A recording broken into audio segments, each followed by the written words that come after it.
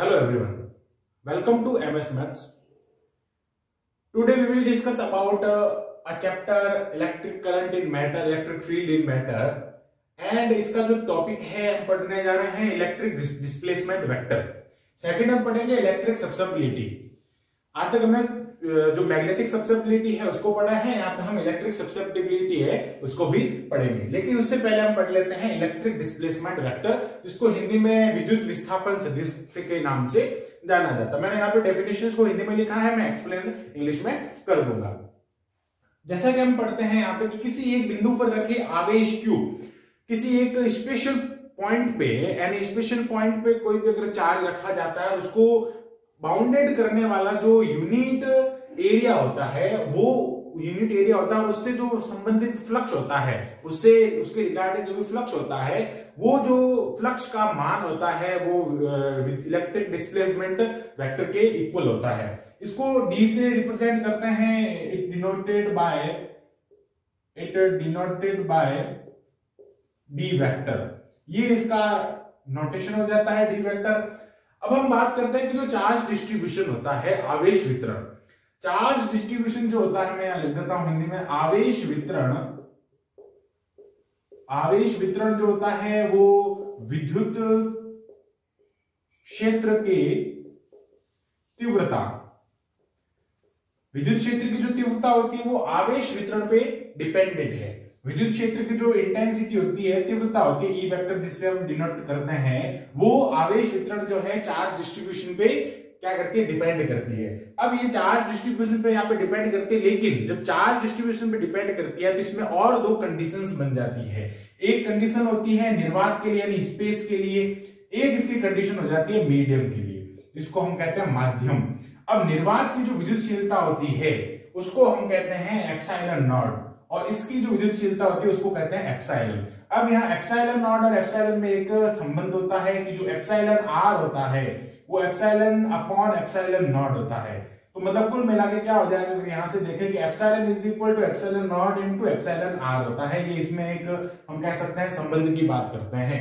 तो कह सकते हैं कि जो विद्युत क्षेत्र की जो तीव्रता होती है, इंटेंसिटी होती है, वो चार्ज डिस्ट्रीब्यूशन पे डिपेंडेंट है, लेकिन उसके साथ में उसमें निर्वात और माध्यम की भी कंडीशन ऐड हो जाती है. अब इसी सिद्धांत को प्रतिपादित करते हुए ये क्या क्या इन्होंने यहाँ पे इसकी डेफिनेशन दी. इसी में से एक हम कह सकते हैं निरपेक्ष, कह सकते हैं जो निरपेक्ष भौतिक है, इसको हम कह सकते हैं निरपेक्ष भौतिक सिद्धांत कहते हैं, निरपेक्ष भौतिक सिद्धांत.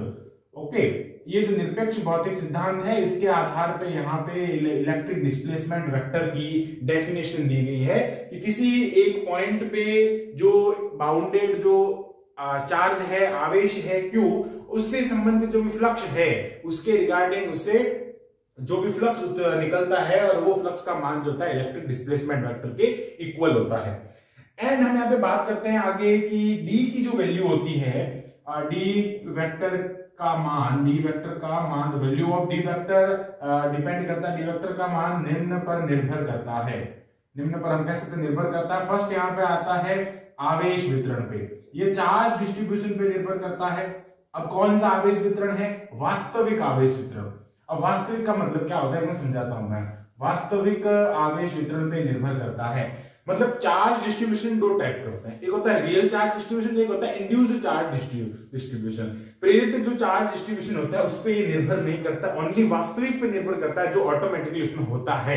लेकिन जो इंड्यूस्ड है, किसी से प्रेरित हुआ है, किसी से इंड्यूस्ड होता है, उस चार्ज डिस्ट्रीब्यूशन पे ये डिपेंड नहीं करता. And second is the magnitude of E vector, यानी ई वेक्टर का परिमाण. हम बात करते हैं ई वेक्टर का परिमाण पे भी क्या करता है, निर्भर करता है. उसका कितना उसकी मैथमेटिकल वैल्यू क्या है, उसका मैग्नीट्यूड कितना है, उस पर ये क्या करता है, निर्भर करता है. तो ये हो गए ई की डी के मान. अच्छा, एक और मैं चीज यहाँ पे लिख देता हूँ, ई के कुछ फॉर्मूले यहाँ पे मैं लिख देता हूँ इस तरफ. फॉर्मूलों की अगर हम बात करते हैं कि जैसा कि इसकी डेफिनेशन से पता चल रहा है कि एकांक क्षेत्रफल से संबंधित फ्लक्स, तो मतलब हम कह सकते हैं कि जो डी वेक्टर है वो क्या हो जाएगा, आवेश Q को परिपथ यानी Q अपॉन Q को बंद करने वाला क्षेत्रफल, हम कह सकते हैं कि जो उसका बॉन्डेड रीजन है, इसका जो कह सकते हैं बॉन्डेड रीजन जो है, बॉन्डेड एरिया जो है, वो क्या होता है उसके अपॉन में होता है। तो मतलब यहां से क्या हो जाएगा, D vector is equal to Q upon S हो जाएगा, या फिर हम डी एस कह सकते हैं, और ये हो जाएगा integration of D dot D S is equal to Q. ये क्यू के इक्वल है, ये क्यू के इक्वल है कब, जब इसमें के साथ में जो होता है इसका डीएस का यहाँ पे इंटीग्रेशन करते हैं तो ये क्यू के इक्वल हो जाता है। एंड अब मैं आपको कुछ इसके और अदर फॉर्मूले बता देता हूं। जैसा हम यहाँ पे देखते हैं कि जो डीएस है ये जो होता है क्यू अपॉन ए, ये होता है पृष्ठ आवेश घनत्व,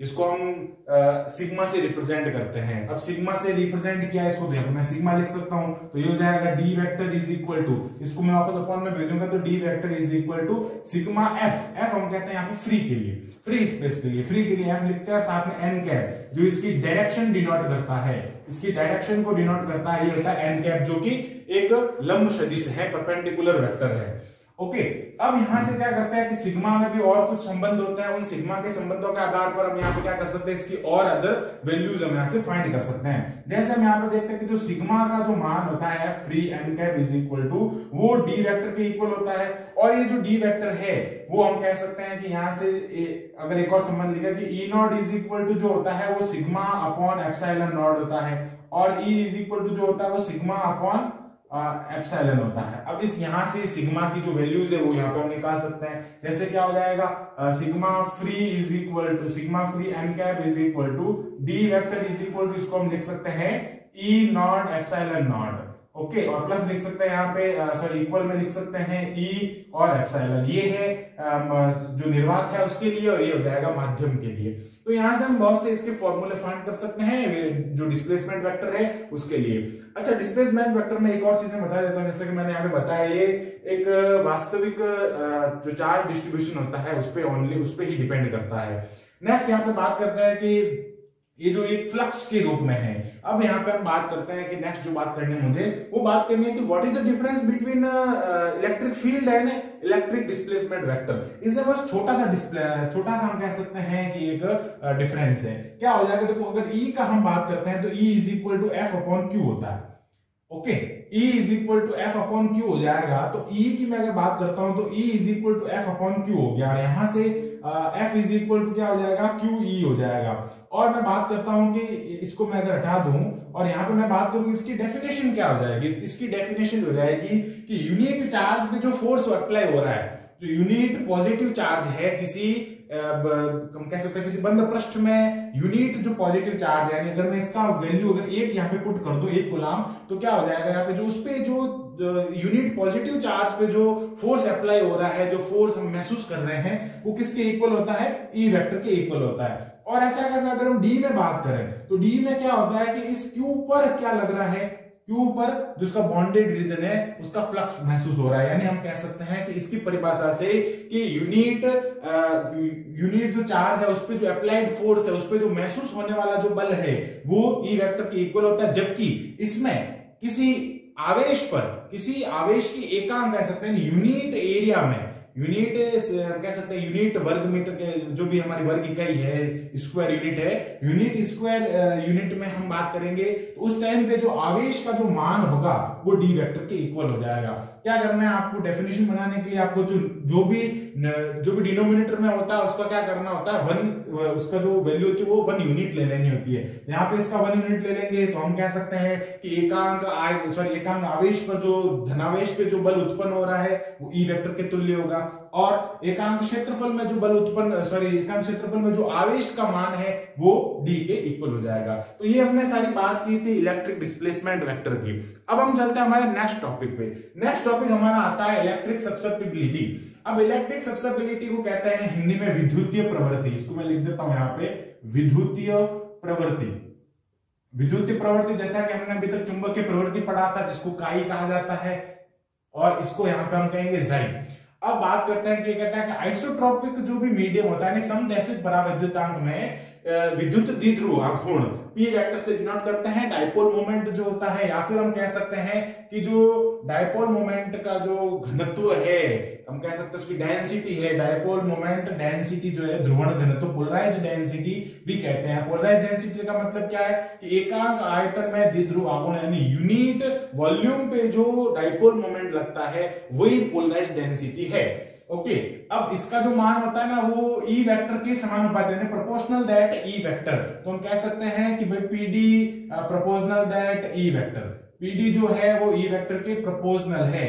अब पीडी इसके प्रोपोर्शनल है, जब भी प्रोपोर्शनल का साइन हटेगा, डायरेक्टली प्रोपोर्शनल है तो इसका साइन हटेगा तो यहाँ पे कोई ना कोई नियतांक आएगा, कांस्टेंट आएगा। तो वो कांस्टेंट क्या हो जाएगा, देखो PD is equal to epsilon naught, जो कि माध्यम की प्रकृति को दर्शाता है, उसकी नेचर क्या है उसको दर्शाता है। और यहाँ पे एक साइन आएगा जिसको हम जाई कहेंगे या इसको काई भी कहते हैं, और ये हो जाएगा ई वेक्टर। मतलब हम कह सकते हैं कि जो पोलराइज्ड डेंसिटी की जो वैल्यू है वो इन तीनों पे डिपेंड करती है। वेयर मैं लिख देता हूं, वेयर एप्सिलॉन नॉट किसको रिप्रेजेंट करता है, निर्वात की विद्युतशीलता, निर्वात की विद्युतशीलता को। ओके, ई वेक्टर जो है यहाँ पे मैग्नीट्यूड ऑफ, हम कह सकते हैं परिमाण है, किसका परिमाण है, या फिर हम तीव्रता कह सकते हैं, विद्युत क्षेत्र की जो तीव्रता है उसको रिप्रेजेंट करता है। और ये जो यहाँ पे आता है ये इंपोर्टेंट है, इसको हम कहते हैं विद्युतीय प्रवृत्ति यानी electric susceptibility. Okay, electric susceptibility. अब ये इंपॉर्टेंट चीज है, यहां से इसका फॉर्मूला भी फाइंड कर सकते हैं, पीडी अपॉन एप्सिलॉन नॉट ई इसका फॉर्मूला हो जाएगा। But this is a constant only, इसकी वैल्यू हमेशा फिक्स रहती है।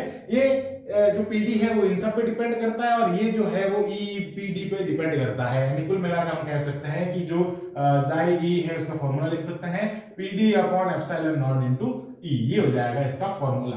तो ये छोटा सा टॉपिक था और ये थोड़ा समझने लायक टॉपिक था, मैंने आपको पूरा करवा दिया। नेक्स्ट टॉपिक में हम जानेंगे कि इनके बीच का रिलेशन डी वेक्टर जाई ई और जो एप्सिलॉन आर है, इसलिए इसके बीच में एप्सिलॉन आर, इनके बीच में हम क्या करेंगे, एक जो भी इसका जो रिलेशन है उसको हम पढ़ेंगे। So thanks for watching this video, keep watching MS maths. And अगर आपने हमारा ये चैनल सब्सक्राइब नहीं किया है तो अभी बेल आइकन को क्लिक करके सब्सक्राइब करें।